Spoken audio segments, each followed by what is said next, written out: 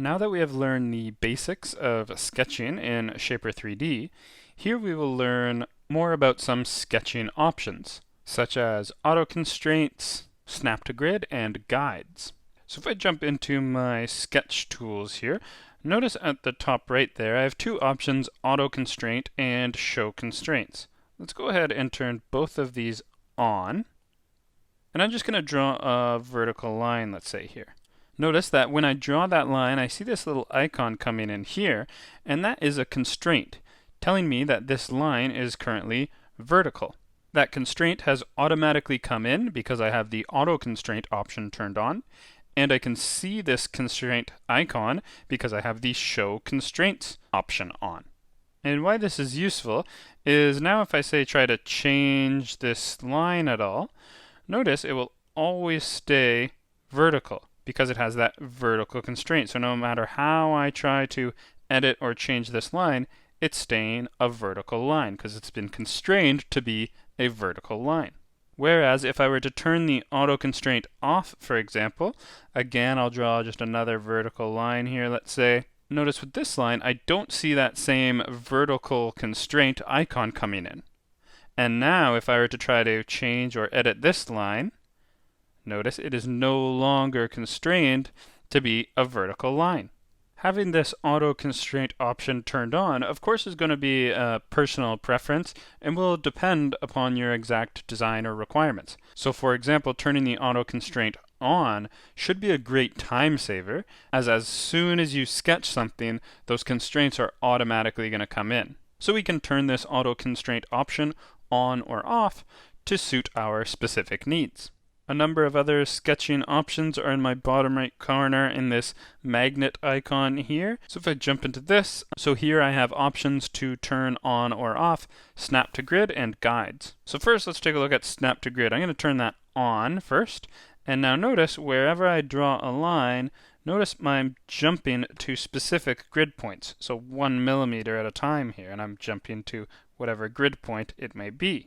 And of course, alternatively, if I turn snap to grid off, now when I draw any line, I'm no longer snapping to that grid, so not in 1 millimeter increments. I can go any grid point I may want, or any point in between grid points as well. In addition to this, we also have guides. Now, guides are very useful to help guide your sketches, and we may have seen some of these already. So again, I'll just start drawing a line here, and notice I see this purple guideline coming in.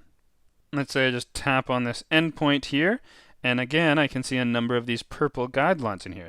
These are trying to guide me to say move that endpoint perhaps vertically or horizontally across these guidelines. Also, as I move that endpoint, say over some other point, I'm finding a guide point, in this case an endpoint, so it snaps or jumps to that endpoint. Or if I wanted to move along that other line, notice I'm kind of flowing along this other line as I have an edge guide point.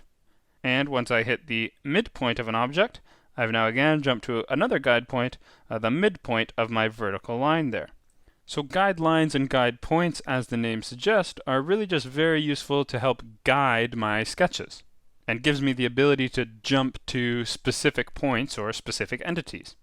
Now what's also very handy, not only can I find a guideline on a specific line or endpoint, I can also find a guideline on extensions of lines. So let's say I draw another line somewhere here, and I want to find the kind of extension of my angled line here. Notice just by trying to find it somewhere about here, I'm not quite finding the purple guideline I would like.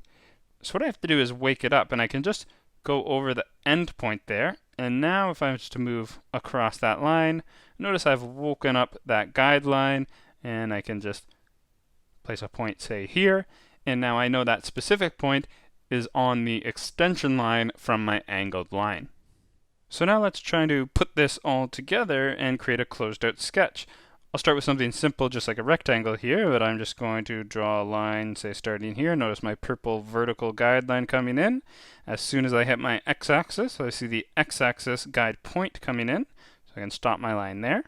Again, My auto constraints are also turned on, so I'm seeing that this is a vertical line. Now I'll draw my horizontal line somewhere about here. Again, notice I'm on that x-axis. I can see the guide point. And I'll go to about here, let's say. Notice a number of other constraints automatically coming in and being shown. In this case, the vertical constraint and the perpendicular constraint. Then I'll just draw my vertical line somewhere about here. Again, seeing that purple vertical guideline come in. Notice as soon as I hit the midpoint of my original line, I see another guide point coming in there, telling me I'm at the midpoint. I can continue on if I'd like, somewhere about here.